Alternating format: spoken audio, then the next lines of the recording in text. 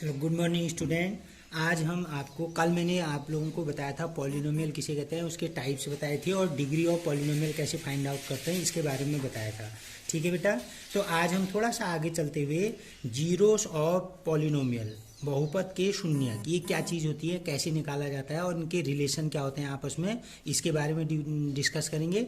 और उसके बाद लास्ट स्टेप जो होगा हमारा, एक पॉलिनोमियल से दूसरे पॉलिनोमियल को डिवाइड कैसे करते हैं, बस ये 2 पॉइंट पे बात करूंगा। ठीक है, तो ध्यान से देखिएगा। यहाँ पर को मैंने लिख दिया है, देखो, जीरो ऑफ पॉलिनोमियल, बहुपद के शून्यक। इसका मतलब क्या होता है बेटा ना, जैसे सपोज मैं यहाँ पर कोई एक एग्जाम्पल लिख रहा हूँ। मान लो मैंने लिख दिया x² - 3x + 2 इक्वल टू 0। ये एक पॉलिनोमियल है नहीं। देखो, आप, मैंने पॉलिनोमियल की कंडीशन बताई थी, जो आपका वेरिएबल है, चर राशि, उनकी जो पावर होनी चाहिए वो पॉजिटिव इंटीजर होनी चाहिए, वो है, therefore it is polynomial. Okay. तो अब शून्यक का, जीरोस का मतलब क्या होता है, ये जो वेरिएबल होता है इसमें, ये इसमें x है, किसी में y होता है, किसी में z होता है। x की वे सभी वैल्यू जिसको इस इक्वेशन में पुट करने पर या इस पॉलिनोमियल में पुट करने पर पूरी वैल्यू 0 आ जाती है, उस वैल्यू को, x की उस वैल्यू को इस पॉलिनोमियल के जीरोस बोलते हैं। ठीक है, जैसे मैं एग्जाम्पल बता रहा हूँ। अगर सपोज मैं यहाँ पर को x = 2 रखने पर लिखता हूँ, पुटिंग x = 2, या ठीक है, इन 1 क्या आता है देखो तुम। तो ये देखो, 2 रखेंगे यहाँ, तो 2 का स्क्वायर -3 × 2 और +2, यही तो हुआ ना।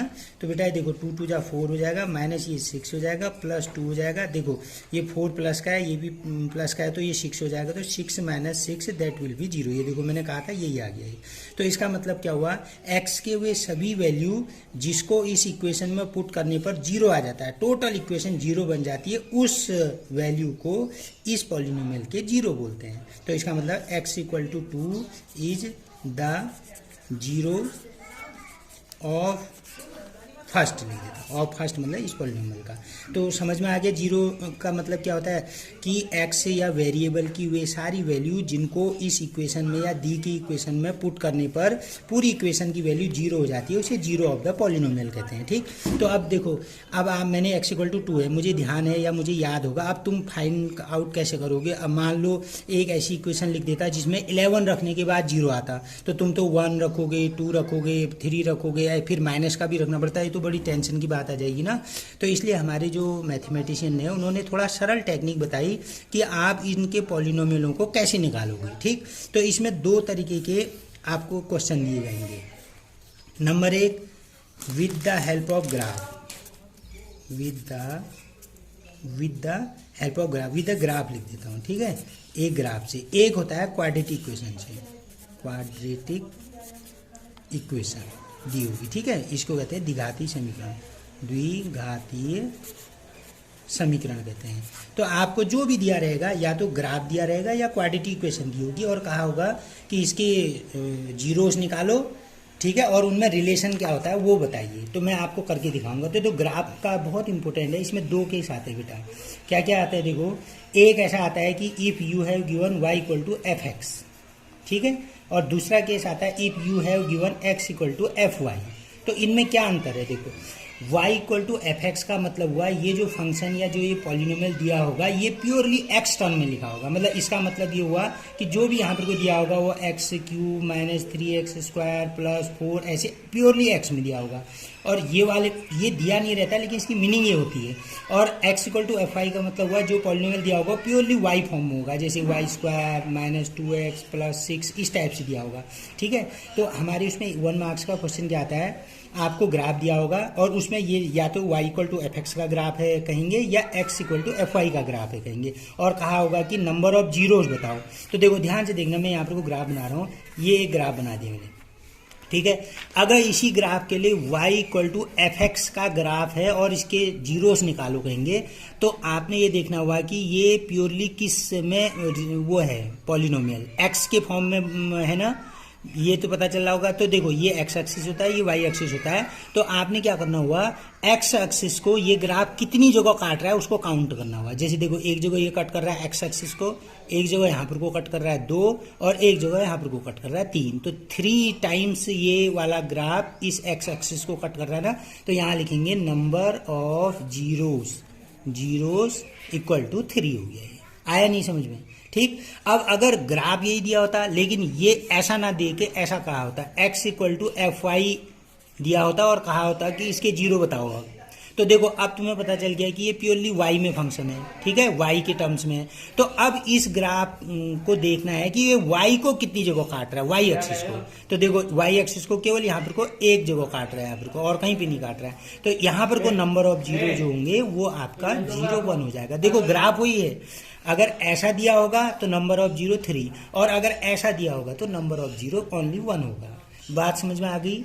ठीक है, तो आप अपने एग्जाम्पल में देखिएगा, ठीक है, अपने एक्सरसाइज में देखना, इस टाइप के क्वेश्चन होंगे। ठीक। अब उसके बाद जो दूसरा टॉपिक है ये क्वाड्रेटिक इक्वेशन वाला होता है। तो अब दूसरा आएगा, जैसे मैंने कहा X square minus 3x plus 2 equal to 0, यही जो मैं यहाँ पर को लिखा हूँ यही लिख दे रहा हूँ। ठीक। अब इसके आपने नंबर ऑफ जीरोस बताने हैं और निकालने भी है। तो जो क्वाड्रेटिक इक्वेशन है ना, क्वाड्रेटिक इक्वेशन में क्या करते हैं बेटा, ये जो एक्स स्क्वायर का कोफिशिएंट होता है, यहाँ पर को कुछ नहीं दिख रहा है तो ये 1 होता है। तो ये जो एक मेथड ये होती है, ये एक्स स्क्वायर को कोफिशिएंट को कांस्टेंट टर्म से, इसे स्टैंडर्ड फॉर्म कहते हैं, a x square plus b x plus c equal to 0, ये जनरलाइज कर दिया मैंने। This is called the standard equation of quadratic equation. Standard quadratic equation का फॉर्म ये होता है, जहां ए होता है coefficient of x square, b होता है कोफिशिएंट ऑफ एक्स, और सी जो होता है कांस्टेंट टर्म होता है। ठीक है, तो अगर मैं इससे कंपैरिजन करेंगे तो ए की जगह 1 आ जाएगा,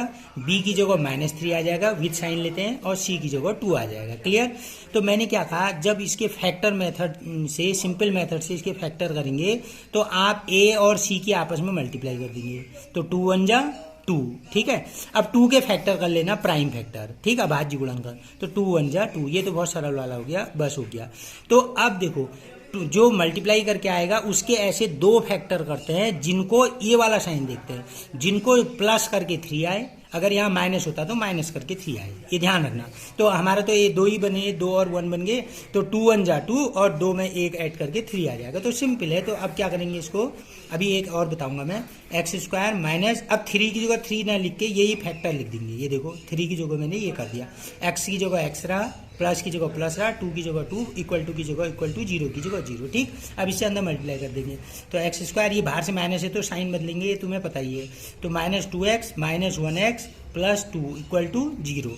अब इन दोनों में एक कॉमन ले लो, इन दोनों में एक कॉमन ले लो, तो इन दोनों में x कॉमन आएगा, पहले में x बचा, माइनस ये x टोटली बाहर आ गया तो ओनली 2 बचा। इन दोनों में इंटू 1 कर सकते हैं यहाँ, तो 1 इसमें भी है 1 इसमें भी है, तो माइनस का 1 कॉमन ले लिया। माइनस कॉमन लेने में अंदर के साइन बदलते हैं, तो यहाँ बचेगा x, ये प्लस का माइनस हो जाएगा, ये 1 बाहर आ गया, यहाँ बचेगा 2 इक्वल टू 0। अब देखो ये और ये एक जैसे आ गए, तो इन दोनों को ये वाले टर्म्स में से बाहर ले लेते हैं, तो x माइनस 2 बाहर ले लिया, तो ये पहले वाले से ये बाहर आ गया, तो ये बचा x, माइनस की जगह माइनस, ये पूरा बाहर है तो ये बचा 1 इक्वल टू 0 हो गया, आ गया। तो ये आपके 2 फैक्टर आ गए। अब इसके बाद क्या करते हैं, वैन करते हैं, जब देखो वैन, जब पहला वाला जो मैंने ब्रैकेट में लिखा है वो इक्वल टू 0 होगा, तो x इक्वल टू माइनस का इधर जाके +2 एक आ गया, और वैन x दूसरा क्या था, ये देखो x माइनस 1 था, x माइनस 1 इक्वल टू 0, तो x इक्वल टू क्या आ जाएगा, 1 आ जाएगा आंसर। ये 2 आपके 0 होंगे। अब पक्का है x इक्वल टू 2 रखने पर भी इस इक्वेशन की वैल्यू 0 आएगी, और x इक्वल टू 1 रखने पर भी इस इक्वेशन की वैल्यू 0 आएगी। तो इसके लिए ये x इक्वल टू 2 और x इक्वल टू 1 इसके क्या हो गए, जीरोस हो गए। समझ में आ गया? अब देखो बेटा, अब ये इनका देखो एक रिलेशन बता रहा हूं, इन दोनों को, इसको हमारे जो मैथमेटिशियन ने कहा कि एक को अल्फा कहना और एक को बीटा कहना। जो भी क्वाड्रेटिक इक्वेशन के 2 जीरोस आते हैं उनका नाम उन्होंने जनरलाइज में अल्फा और बीटा कहा। ठीक है, ये अल्फा और बीटा का निशान है। तो देखो अब तुम अल्फा प्लस बीटा इन दोनों को ऐड करो तो कितना आता है, देखो अल्फा आ गया 2 और बीटा आ गया 1, तो ये मिला के कितना हो गया 3, और इनकी प्रोडक्ट करो, गुणा करो, अल्फा इंटू बीटा करो तो 2 1 जा 2 होता है। तो ये रिलेशन होता है इसमें कि अल्फा प्लस बीटा 3 आ गया, अल्फा इंटू बीटा 2 आ गया। अब इसको मैं इतना ना निकाल के डायरेक्ट इस इक्वेशन से कैसे निकालते हैं, इसके लिए मेथड बताई उन्होंने। देखो फिर से मैं लिख रहा हूँ, X square minus 3x plus 2 equal to 0। तो उन्होंने क्या कहा, अगर आप जीरोस का एडिशन या जीरोस का प्रोडक्ट निकालना चाहते हो तो क्या करोगे, alpha plus beta equal to minus b upon a formula बताया उन्होंने। ठीक है। और alpha into beta equal to c upon a बताया, बस इसमें वैल्यू रख दो, डायरेक्ट आ जाता है। इतना बवाल ये करो और ये सब निकाल के फिर उसके बाद दोनों को ऐड करो, फिर दोनों को मल्टीप्लाई करो, ये बवाल से मुक्त हो जाएगा। देखो अब तुम सोच रहे हो कि बी और ए क्या है, मैंने पहले ही बता दिया कि ये जो a x square plus b x plus c equal to zero होता है, इसका स्टैंडर्ड फॉर्म होता है, इससे कंपेरिजन करते हैं। तो अगर कंपेरिजन करेंगे तो ए इक्वल टू 1 हो जाएगा, बी इक्वल टू -3 हो जाएगा और सी इक्वल टू 2 हो जाएगा। तो अब इसी के हिसाब से लिखूँ, माइनस की जगह माइनस, अब बी देखो इसमें बी है -3, तो माइनस पहले से ही है, -3 फिर आ गया अपॉन ए देखो ए की जगह क्या है 1, तो देखो it will become minus minus plus हो जाएगा 3 आ गया। ये देखो ये भी 3 था और ये भी 3 आ गया। अब अल्फा इंटू बीटा सी अपॉन ए, देखो सी क्या है, सी 2 है, तो यहाँ पर को सी की जगह 2 रख देंगे अपॉन ए क्या है, ए की जगह 1 है, तो 1 आ गया, तो दैट विल ओनली 2, ये देखो ये 2 आ गया। तो देखो इतना बवाल करने से बढ़िया डायरेक्ट इस फॉर्मूले को आप याद करो, तो alpha plus beta equal to minus b upon a और alpha into beta equal to c upon a. इस फॉर्मूले से हम जीरोस या इसको रूट्स भी कहते हैं, हाँ रूट्स कहते हैं, जीरो कहते हैं, मूल भी कहते हैं, ये मूल क्वाड्रेटिक इक्वेशन के मूल या रूट्स निकाल सकते हैं, उनका एडिशन भी निकाल सकते हैं, उनका प्रोडक्ट भी निकाल सकते हैं। बताओ समझ में आ गया? ठीक है। अब क्या होता है बेटा, ये वाली जो क्वाड्रेटिक इक्वेशन होती है, ये जो मैंने ये मेथड बताई, हमेशा ये सक्सेस नहीं होती है, कहीं कहीं पे फेल भी हो जाती है। तो उसको प्यूरिफाई करने के लिए एक हमारे श्री धराचार्य जी हुए, धराचार्य जी ने एक मेथड बताई, उसको मैं अगले टर्म में बताऊंगा। आप जितने क्वेश्चन इस मेथड से हो सकते हैं ऐसे करो, और उसके बाद इसके जो रूट्स निकल जाएंगे, जो मूल निकल जाएंगे, उनको ऐड करके उनको मल्टीप्लाई करके देखना और डायरेक्ट इस फॉर्मूले से निकाल के देखना, वो एक जैसे आएंगे। तो फिर हम थोड़ा अगले टर्म में अगला जो श्री धराचार्य मेथड है उसके बारे में डिस्कस करेंगे। ठीक है, ओके, थैंक यू।